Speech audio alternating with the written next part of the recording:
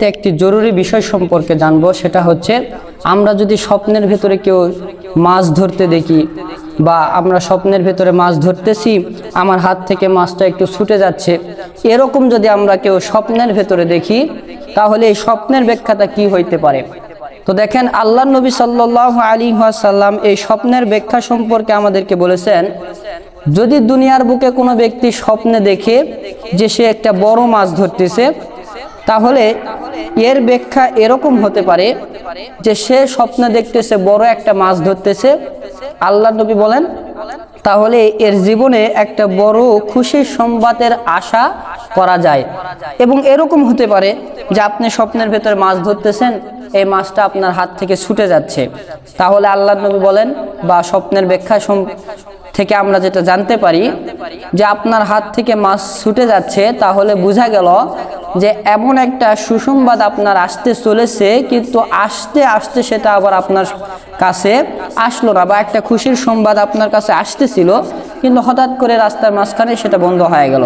যেমন আপনার বিয়ে ঠিক হয়েছে, আবার একটা সুন্দর খুশির সংবাদ আপনার আসতেছিল, কিন্তু হঠাৎ করে বিয়েটা ভেঙে গেছে, বা আপনার বিয়ে নষ্ট হয়ে গেছে, বা আপনার চাকরির খবরটা আসার পরে আবার চাকরি নষ্ট হয়ে গেছে, এরকম একটা সংবাদ হইতে পারে।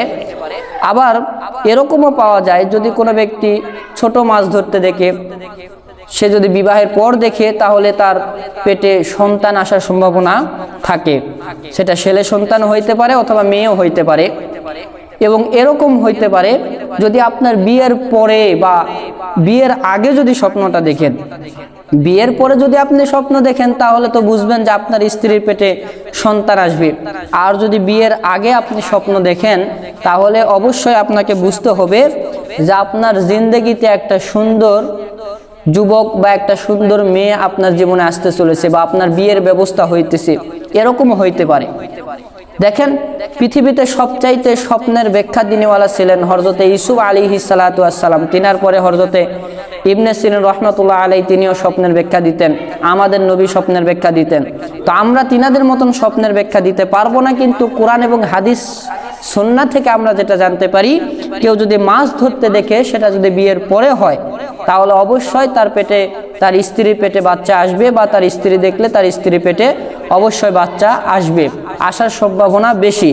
আর যদি বিয়ের আগে আপনি এই স্বপ্নটা দেখেন, তাহলে আপনাকে অবশ্যই বুঝতে হবে যে বিয়ের আগে আপনি এই স্বপ্নটা দেখছেন, এর কারণ হচ্ছে আপনার অবশ্যই খুব শীঘ্রই, খুব তাড়াতাড়ি একটা বিয়ের ব্যবস্থা হয়ে যাবে।